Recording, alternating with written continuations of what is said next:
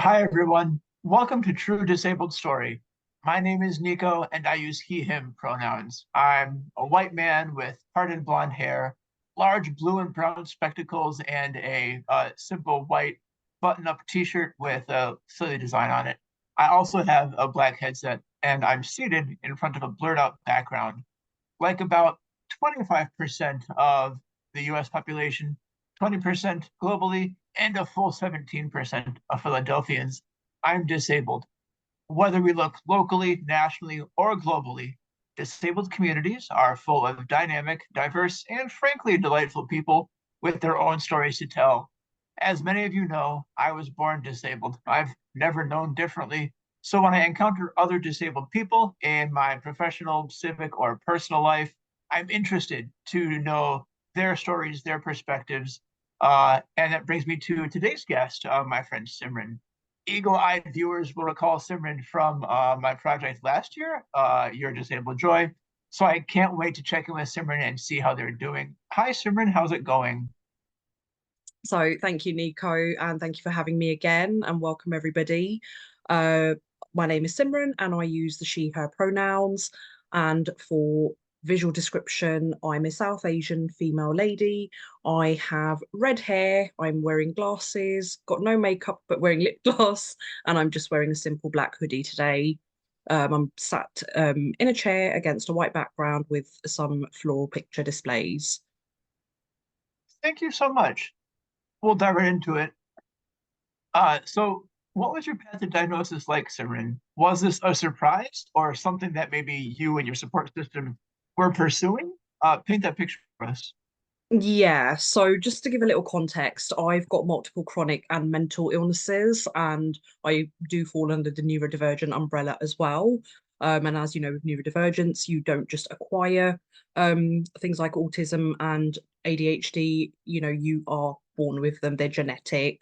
But it's something I didn't really realize until kind of now, and I'm undiagnosed, but I'm on a pathway to, getting formal assessment. But in terms of the other illnesses and disabilities I've got, they're a mixture of kind of chronic pain, and obviously with the mental side, obviously, depression, anxiety, those kind of things. And I've got PTSD. So yeah, the pathway to getting diagnosed initially, for some of the main disabilities, fibromyalgia for me is quite a big one because it's quite debilitating. It's a dynamic disability, meaning things change on a daily basis. My journey kind of really started, I guess, in 2014. If I kind of think back to, when certain symptoms started. And I guess I was diagnosed with one of the first illnesses, which was IBS. Again, not really knowing anything about it and kind of learning about it as I'm going along. And then we kind of fast forward to 2018 and the tail end of that, where things just really, really took a turn, I guess, for me, where I was noticing pain and symptoms that just didn't make sense. Um, and I think because I've been through quite a lot in quite a short span of time in the last 10 years, I've not really had chance to slow down and think about things and just kind of put myself first. So, it is really key what they say, your health is wealth, because my body actually slowed down and told me to rest. So in 2019, I was put under medical investigation. And I say that with in inverted commas because I didn't even know what that means. Medical professionals didn't even know what that meant because I was presenting with all these symptoms and where certain things were being controlled with, specific medications, like iron tablets and things like that for certain symptoms. Um, there are a lot of scans and blood results and everything that were normal, or that's what the scans were telling us or results were telling us. But I knew my body and I knew something wasn't right. And I knew I wasn't just presenting with symptoms and pain for no reason. That particular element didn't make sense to me. So I had to keep persisting for answers. I was going through quite a lot of stress with a particular job at the time. So I was told at one point it's work related stress, but I've worked in challenging environments before and I've been through quite a lot of stress in my life. So I knew it was more than just stress related issues. So yeah, I carried on going every time I had a new symptom or anything knew I was adding to my list, keeping a log of everything. And, I kept going back with, my own kind of evidence. And yeah, I didn't stop until I got an answer. And then February 2020 was when I got my diagnosis for fibromyalgia, which was probably one of the biggest diagnoses that I really needed, because then things started to make sense the more I started to look into fibromyalgia and what it what it is, what it relates to, how it's formed. And, part of my journey when I'm talking to anybody is I'm um, educating myself as well as others in relation to chronic illnesses. A lot of them are trauma based. I've been through quite a lot of trauma, 30 years, and a lot of these illnesses are acquired through trauma because I've not fully healed from them. And that journey to healing is going to take quite some time.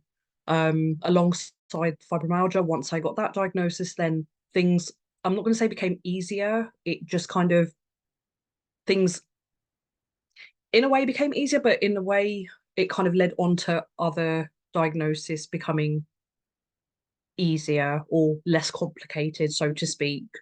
So that was kind of like the journey to kind of my main diagnosis. But obviously, as you know, with chronic illnesses, or as people are aware, once you kind of have one, there are so many interlinks with other things. So, I mentioned I've got fibromyalgia, I've got IBS, I've got sleep apnea. So when I got my fibromyalgia diagnosis, the sleep apnea thing was quite key for me because a lot of the big symptoms I was having in 2019, it was dizziness.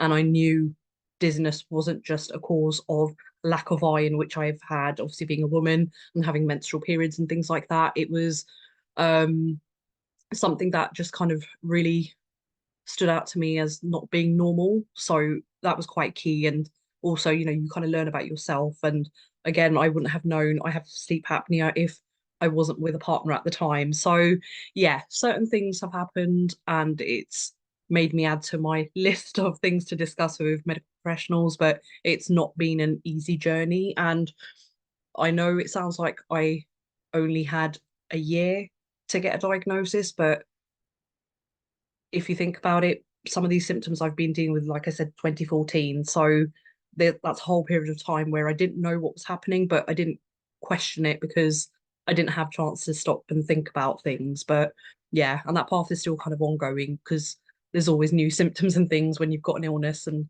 things like that. You've got to be really careful and be on top of your health. And that's one thing I'm definitely trying to keep on top of more nowadays. Definitely. Thank you so much for sharing a little bit about your diagnostic journey. I love that you have the stubbornness, I guess I'll say, to demand the treatment ultimately that you deserve. Although I'm sorry it's taking so long. It's been 10 years already. Gosh. Yeah, yeah. And if you think about it, there are a lot of people who don't get diagnosed, a diagnosis, they could be waiting years, especially with, autoimmune diseases, chronic conditions. They can take a number of years. So in a way, I am grateful I got answers a lot sooner than I did. But again, with the neurodivergent side, where I am now waiting, and that wait list is quite horrifically long at the moment. And a lot of people will say, oh, why do you need another diagnosis? And it's not about collecting diagnoses and things like that. It's painting a picture of your life and actually having validation that, things aren't just in your head. Because I have had a lot of that, a lot of those comments have been made, or, do you think you're overthinking things, or do you think it could be this, or do you think, you're reading too much into things or whatever? But no, neurodivergence is a whole other piece, and it's definitely a bit different to, any of my other illnesses that I have. So yeah, definitely need answers. And yeah, you called it stubbornness earlier. I call it perseverance, call it stubbornness if you like, but we have to be persistent and persevere, when we want answers with medical professionals, because there's a lot of medical gaslighting that happens as well, which I did experience as well. So yeah, you just have to keep pushing on because you know your body better than anybody else. That's true. We really are lived experience experts. So, Simran, what impact have all your diagnoses had on your life? Right? You mentioned that even as you experienced symptoms from this disability, it's not like the rest of your life just stopped. So, what impact have these diagnoses had for you? Yeah, it's quite a mixture of things actually, because again, you can't just complete this in one sentence because there are various factors. So I kind of took some notes. So please don't mind if I'm just reading off quickly off my screen. So first and foremost, living with a chronic pain related illness. For me, it was physical limitations. Um, before I even knew I had any kind of illness or disability, I used to be a 100-mile-an-hour person. So I used to do everything with speed, very quickly, moving quickly. I even talk very fast, some people say. But yeah, just everything was done with speed. And, I used to enjoy sports at school and, just I used to be active going to the gym, just little things. And then I found when the pain got worse for me, I was moving slower because the pain and lack of energy. And with fibromyalgia, it's quite energy limiting. So, you're having to save your spoons. If anyone has heard of the spoon theory, that's quite a big part of my life now. Um, so certainly physical limitations. And then another thing kind of adding to that was the emotional well-being side of it. So mental health. So dealing with all of these new challenges, that were being presented to me. It was trying to manage my emotional and mental well-being. So lots of self-care, lots of doing things that bring me joy.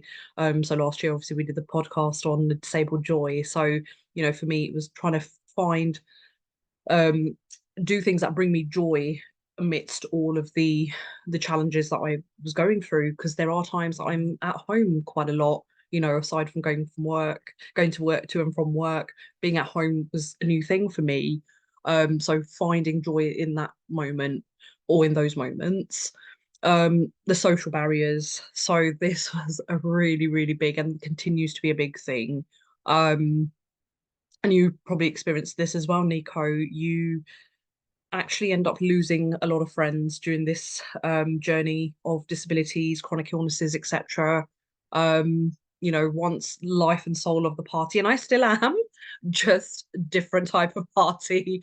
Um, yeah, there's very limited number of people who will actually understand or try to understand what you're going through and who will be an ally to support you. And I always just say to people that if you are losing friends or if people are dropping off, then they are not meant to be the ones with you on your journey in life. And I've learnt that a difficult way over the last couple of years, but also um, I try not to get upset about it. I've spent time being upset about it because, we're humans, we feel emotions and, we have feelings, but you then have to kind of put a positive perspective on it. You're friends with people for a reason, season, lifetime, and all of that stuff. So, yeah, there are going to be people who won't understand your journey, but that's fine. But there will be people who will support you through and through, and that's absolutely fine as well. So definitely social barriers. And then personally, one of the biggest things for me that I've experienced and how disability has impacted me is the access to opportunities. So I have faced quite a lot of bias and discrimination in the workplace over the last few years, and sometimes it's quite underhanded because people are not going to be blatant in their discrimination to you. Um, in my opinion. Sometimes it can be blatant to some people, sometimes it's not.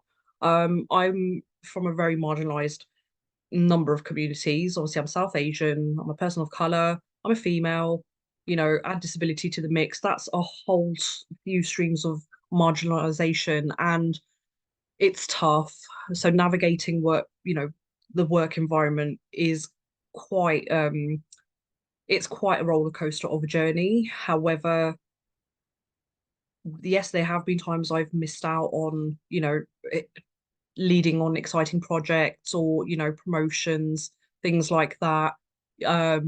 Also with my disability to manage myself and my condition, based on some things that have happened, I've had to change industries and, maybe look at jobs that potentially offer better solutions for me. So either remote working or working from home. The industry I'm currently working in doesn't offer a work from home solution. But I do get holidays because I work in education. So, it's a totally different kind of environment, but you have to then look at salary and money and things like that because also, as you know, with disability, um, as a disabled person, it costs us more to actually live our life comfortably as a disabled person. So in the UK, the figure per month is about £941 or something like that. I can't remember the exact figure, but it's around the £900 mark more that we have to spend to live or try to live comfortably, or that's how much our expenses are on a monthly basis. And to think I'm not even at any level where I'm living comfortably. So yeah, access to opportunities have definitely been a big factor, and I know I'm not alone in feeling a lot of the things that I've mentioned. So yeah, that's those are the things that have impacted me with my journey. Fantastic, thank you. Education is such a tough sector to work in sometimes. Mm, So I really see you in that, definitely. It sounds like you've been on quite a journey, lasting not only a number of years, but also presenting different challenges at different times. yeah, Managing a disability, especially multiple disabilities and dynamic disabilities at that, is in itself a full-time job that does not pay. So, absolutely, yeah. absolutely. If you could go back in time and give your younger self one piece of advice, or even as you say, as you find other disabled communities, what advice would you give maybe a younger person facing your same diagnostic journey? This is a really good question, and it's something I have actually been thinking quite a lot about recently, funnily enough. So I know when I first kind of started my journey, I didn't have anyone that I could actually talk to outside of medical professional world. It sounds quite strange, but even like with friends, I couldn't really talk to them because they didn't understand. So for me, it was quite important to kind of find a community or somebody I could relate to.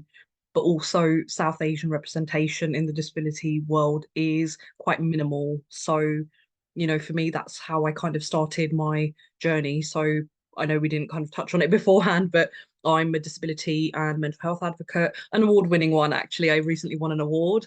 Um, and also a budding entrepreneur, and I do virtual assisting alongside my full-time education role. Um, so for me, it was finding a community, and because I couldn't or didn't know anybody or couldn't see anybody online at the time, that's how I kind of stepped into the social media world and thought, right, I would like to speak about my journey so that I could be representation for others and find my own community. But I'd also say educate yourself as well because you're not gonna know everything about your illness through finding stuff online. You are going to have to kind of speak to medical professionals. You are going to have to kind of, it's lived experiences. So you are going to have to kind of keep a log of your own pain and symptoms and kind of do your own research. Western medicine is great, but it's also not be all and end all. So I didn't follow that path into Western medicine immediately. So you really do have to kind of figure out what works for you. You don't have to say yes to the medication because sometimes they come with additional um, effects and things that might impact your current symptoms and pain and things like that. So it really is kind of trial and error, seeing what works for you, um, and yeah, just kind of I'd say those are kind of my three main ones. So find a community, um, educate yourself, and just yeah, if you know somebody else who's going through something similar to you, buddy up with them, be their friend, be that support system for them. You'll be surprised how many people I found had fibromyalgia once I started speaking about it. And you need like-minded people who will understand your journey because it makes this whole journey less lonely. Wise words indeed. Thank you so much. As our Thank you. time draws to a close, I want to save some space to give you and me a chance that we, as disabled people, so rarely get, and that is a chance to promote ourselves, brag about some wins that recently happened or anything cool coming up. If you're interested in building community, as you mentioned, where can people find you online? But hey, this is just space to be your own cheerleader. So Step up on your soapbox, friend. Let's hear it. Absolutely. Thank you so much. So I just mentioned earlier that I recently won an award. It was an acknowledgement from the She Awards platform here in the UK.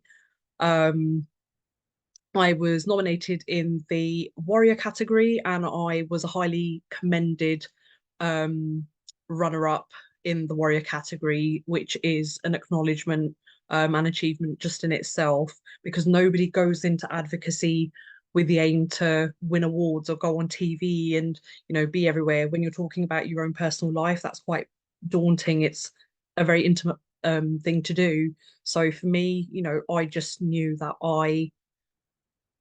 didn't I didn't know what to do. I didn't know who to speak to. And I wanted to, like I said, build my own community and just, have people that I could potentially help along the way. So, to be awarded, it was almost like oh wow, people are listening. People are actually interested in what I have to say. I'm obviously doing something right. So yeah, that's just given me some more motivation just to kind of continue, because there have been times where I'm like, don't want to do this anymore. And I don't even, and I'm not even present half the time on social media. A lot of my work is done offline as well. So yeah, it's just given me an extra motivation. But yeah, in terms of following my work, and if you want to connect, you can follow me on social media, and my social media handle is chronically Simran on both Instagram and Facebook. And I do have a website that's currently in progress. So once that's up and running, that will be posted on social media and such like.